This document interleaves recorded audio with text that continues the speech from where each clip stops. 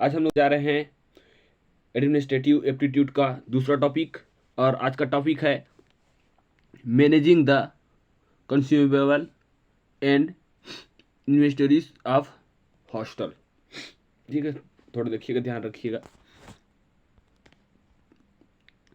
तो सबसे पहले देखना है हम लोग को क्या कंज्यूमेबल। तो कंज्यूमेबल मतलब कौन कौन सा पदार्थ है जो किनके लिए आवश्यक है, छात्रावास में रहने वाले विद्यार्थियों के लिए आवश्यक है, और क्या क्या आवश्यक होता है, और हॉस्टल वार्डन की क्या क्या जिम्मेदारी होगा, इसके बारे में देखेंगे। तो इसमें पहला टॉपिक देखेंगे भोजन और पेय पदार्थ। तो छात्रावास में सामान्यतः रोटी, अनाज, दूध, चाय, काफ़ी, फल और कभी कभी साधारण भोजन भी क्या किया जा सकता है, शामिल किया जा सकता है। किनके लिए? तो वहाँ पर रहने वाले विद्यार्थियों के लिए। तो ये भोज्य पदार्थ होता है। दूसरा देखिएगा टॉयलेटरीज। तो टॉयलेटरीज में कौन कौन सा आ जाएगा, जैसे साबुन, शैम्पू, टॉयलेट पेपर जैसी बुनियादी टॉयलेटरीज आमतौर पर साझा बाथरूम में प्रदान की जाती है, जो विद्यार्थियों के लिए आवश्यक हो। दूसरा देखिएगा श्रेणीबद्ध करे और लेवल करे। तो कर्मचारियों के लिए वस्तुओं का पता लगाना और उन्हें पुनः स्टॉक करना आसान बनाने के लिए इन्वेंट्री में वस्तुओं को वर्गीकृत करे और अलमारियों या भंडारण क्षेत्रों को लेवल करे। मतलब उसको क्या करना है, क्या क्या सामान कहाँ कहाँ पर रखना है, इसका क्या किया जा सकता है, श्रेणीबद्ध किया जा सकता है, ताकि आसानी से वहाँ सामान मिल सके, उसको लेवलिंग किया जा सके, मतलब कितनी मात्रा में है कि नहीं है। अगर कम है तो उसको पुनः स्टॉक में लाया जा सके। अगला देखिएगा कर्मचारियों के लिए प्रशिक्षण। तो छात्रावास के कर्मचारियों को उचित इन्वेंट्री प्रबंधन प्रक्रियाओं पर प्रशिक्षित करें।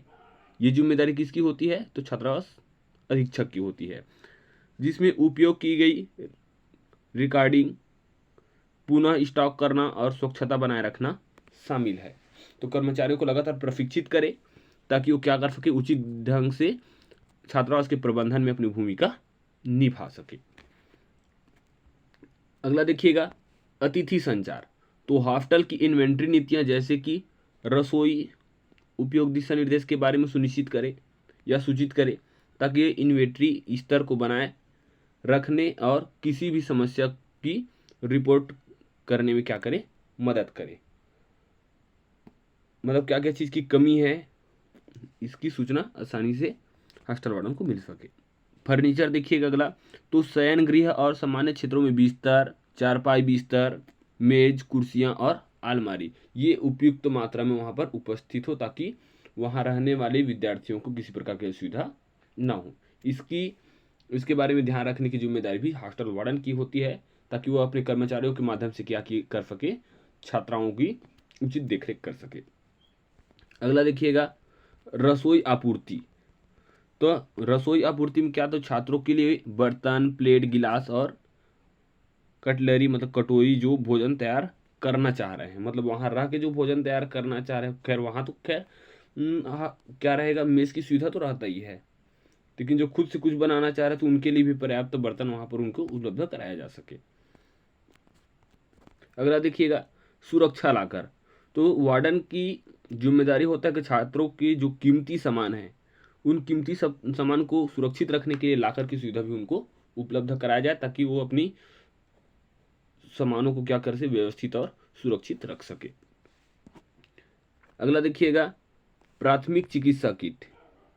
तो छोटी चोटों और बीमारियों से निपटने के लिए आवश्यक चिकित्सा आपूर्ति करने की जिम्मेदारी भी हॉस्टल वार्डन की होती है, ताकि अगर छोटे मोटे चोट है तो उसके लिए तत्कालिक या प्राथमिक तौर पे उनको क्या किया जा सके, उपचार प्रदान किया जा सके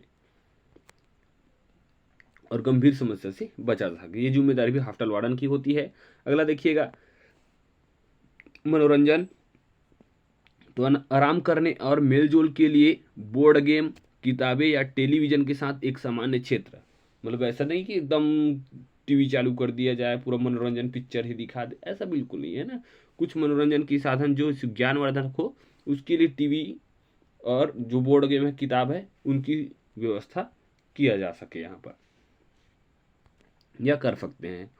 अगला कपड़े धोने की सुविधा। तो कपड़े धोने के लिए वॉशिंग मशीन और ड्रायर ये सुविधा उपलब्ध करा सकते हैं ताकि छात्राओं को वहाँ असुविधा ना हो। ये सुविधा उपलब्ध कराने की जिम्मेदारी भी किसकी होती है? तो हॉस्टल वार्डन की होती है। अगला देखिएगा, मैनेज कंज्यूमेबल एंड इन्वेंट्रीज। तो उपभोग्य सामग्रियों और सूची का प्रबंधन करने की जिम्मेदारी भी किसकी होती है? हॉस्टल वार्डन की होती है। तो इसमें पहला क्या क्या है देखते हैं। पहला है इन्वेंट्री ट्रैकिंग सिस्टम। तो छात्रावास में सभी वस्तुओं पर नज़र रखने के लिए एक इन्वेंट्री ट्रैकिंग सिस्टम लागू करें। तो इस सिस्टम से होगा क्या? छात्रावास में जितना भी गतिविधि है उसके ऊपर वार्डन क्या करेगा? नज़र रखेगा, और क्या चीज़ की आपूर्ति हो रहा है, नहीं हो रहा है, क्या सही है, क्या गलत है, इसके ऊपर ये आसानी से निगरानी कर सकता है। अगला देखिएगा, नियमित ऑडिट। तो विसंगतियों की पहचान करने के लिए इन्वेंट्री का नियमित ऑडिट करें और सुनिश्चित करें कि जब सब कुछ अपने निर्धारित स्थान पर है, महीने में कम से कम एक बार या आवश्यकतानुसार ऑडिट शेड्यूल जरूर करें। मतलब नियमित रूप से क्या करें? निरीक्षण करते रहे, ऑडिट करते रहे, ताकि छात्रावास में क्या क्या विसंगतियां हैं उसके बारे में उनको जानकारी मिलता रहे। कम से कम महीने में एक बार तो जरूर ऑडिट करते रहे, निरीक्षण जरूर करें, और आवश्यकता पड़े पर 2 से 3 बार भी किया जा सकता है। अगला देखिएगा, बराबर स्तर स्थापित करें। तो समान स्तर निर्धारित करें और जब आइटम इस सीमा से नीचे आ जाए तो उसे पुनः स्टॉक करें। मतलब बराबर स्तर स्थापित करें, मतलब क्या क्या सामान की कमी है। यदि थोड़ा सा भी कमी हो रहा है, मान के चलिए 4 दिन के लिए बचा है, तो 4 दिन के लिए बच गया, अब उनके अनुमान लग गया कि 4 दिन के लिए बचा हुआ है, तो उनकी कमी को क्या करें? पूरा करने के लिए उससे पहले ही, स्टॉक समाप्त होने से पहले ही उनके लिए ऑप्शनल तौर पे एक्स्ट्रा सामग्री मंगा ले, है ना। पूरा सामान खत्म होने का इंतजार ना करें। अगला देखिएगा, आपूर्ति संबंध। तो आपूर्तिकर्ता के साथ अच्छे संबंध विकसित करें और लागत पर नियंत्रण रखने के लिए अनुकूल शर्तों पर बातचीत करें। मतलब आपूर्तिकर्ता के साथ अच्छा संबंध बनाएं और ये भी देखें कि लागत नियंत्रित करने के अनुकूल शर्तों पर बात करें। मतलब कितना कम में आ सकता है, कितना कम लागत में उपयुक्त तो सामग्री मिल सकता है, तो इसके लिए अच्छा संबंध स्थापित करना जरूरी होता है। अगला देखिएगा, फर्स्ट इन फर्स्ट आउट, मतलब फीफो विधि। भोजन और पेय पदार्थों जैसे उपभोग्य सामग्रियों के लिए फीफो विधि का पालन करें, पुराने स्टॉक का उपयोग पहले करें। मतलब ये कर दिया जाए कि जो बच्चे जल्दी कुछ सामग्री के लिए, खाने पीने की सामग्री जो पहले आएगा, जैसे भोजन पहले दिया जा रहा है, तो जो पहले आएगा उसको पहले भोजन मिलेगा। पहले आओ पहले पाओ, ऐसा विधि है। और जिसमें वार्डन को ये ध्यान रखना होगा कि जैसे मान के चलिए किसी चीज़ का एक्सपायरी डेट आने वाला है ना, और उसके बाद फिर क्या आ गया? नया सामग्री आ गया, तो जस्ट नया सामग्री को उपयोग ना करें, बल्कि ये क्या किया जाए, जो एक्सपायरी डेट होने वाला है, हुआ नहीं है ना, उसको पहले खपत कर दिया जाए ताकि ये वेस्ट ना हो। तो ये चीज़ की ध्यान रखना वार्डन की जिम्मेदारी होता है। अगला देखिएगा, नियमित सफाई। तो उपभोग्य सामग्रियों की क्षति या खराब होने से बचाने के लिए इन्वेंट्री भंडारण क्षेत्रों को साफ और व्यवस्थित करने की जिम्मेदारी भी, मतलब सफाई कराने की जिम्मेदारी भी हॉस्टल वार्डन की होती है, ताकि वहाँ कर्मचारियों से अच्छा संबंध स्थापित करके उनको लगातार निर्देशित करे कि यहाँ पर गंदगी है, इसको नियमित रूप से क्या किया जाए? सफाई किया जाए। अगला देखिएगा, नियंत्रण पहुंच। तो चोरी या गलत संचालन को रोकने के लिए इन्वेंट्री भंडारण क्षेत्रों तक अधिकृत स्टॉक सदस्यों तक पहुंच सीमित रखें।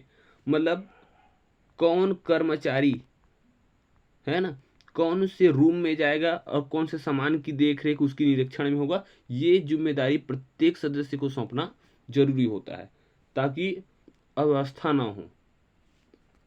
मतलब पहुंच जो हो वहां पर क्या हो? नियंत्रित रूप से हो। जैसे मान के चलिए किसी को दाल लेके आना है ना, और मान के चलिए 5 kg लेके आना है, उसको पर डे का पता है, तो इसकी जिम्मेदारी पर डे का है। अब दूसरा को भेज दीजिएगा, पता चला 6 लेके आ गया, या हो सकता है 4 kg कोई बेच दिया कहीं पर, तो गड़बड़ हो जाएगा फिर। अगला देखिएगा, पूर्वानुमान और योजना।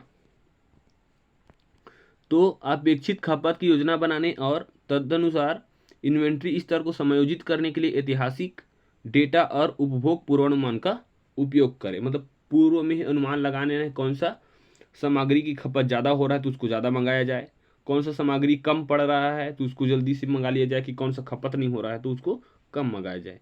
इसके बारे में पूर्वानुमान लगाना और योजना बनाने की जिम्मेदारी वार्डन की होती है। अगला देखिएगा, अपशिष्ट में कमी। तो अपशिष्ट में कमी मतलब क्या? तो जैसे डिस्पोजेबल पानी की बोतलों के बजाय फिर से भरने योग्य पानी स्टेशन की पेशकश करे। मतलब यदि ये बोल दिया जाए कि बच्चों को डिस्पोजल ना दिया जाए, बल्कि ठीक है, डिस्पोजल की जगह क्या दिया जाए, उनको एक उनके लिए पर्सनल एक गिलास, एक थाली, इनकी व्यवस्था कर दी जाए, ताकि ये रोज का रोज उसको उपयोग कर सके, ना वेस्ट होगा और ना ही किसी प्रकार की असुविधा हो जा गया। ठीक है, इस प्रकार से अब सिस्टम में क्या आ सकती है, कमी आ सकता है। अगला देखिएगा, आपातकालीन तैयारी। तो अप्रत्याशित घटना के लिए आकस्मिक योजना बनाना, मतलब तत्काल में अगर किसी प्रकार का घटना हो जाए तो उसके लिए पहले से योजना बना के रखा जाए कि कौन सी घटना के लिए कब क्या करना है तत्काल की स्थिति में, इसकी जानकारी भी वार्डन को होना आवश्यक है। अगला देखिएगा, अगला इनकी जिम्मेदारी हो जाता है कि फीडबैक और समीक्षा करना।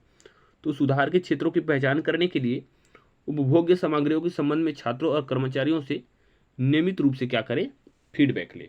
मतलब ये जानना जरूरी है कि कौन से छात्र को किस चीज़ की आवश्यकता हो रहा है और क्या असुविधा हो रहा है। कर्मचारियों से पूछा जाए क्या आपको असुविधा हो रहा है, बच्चों को क्या असुविधा हो रहा है, इसका फीडबैक लगातार लेने की जिम्मेदारी भी वार्डन की होती है, ताकि उसमें क्या किया जा सके, सुधार किया जा सके जिन जिन क्षेत्रों में आवश्यकता हो।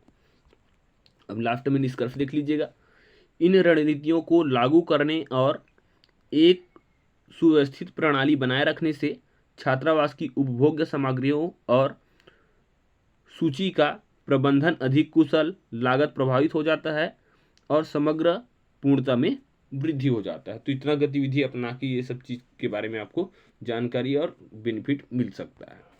उम्मीद है वीडियो आपको पसंद आया होगा। तो इसी प्रकार की लगातार वीडियो प्राप्त करने के लिए चैनल को सब्सक्राइब, लाइक और शेयर जरूर करिएगा। वीडियो पूरा देखने के लिए धन्यवाद।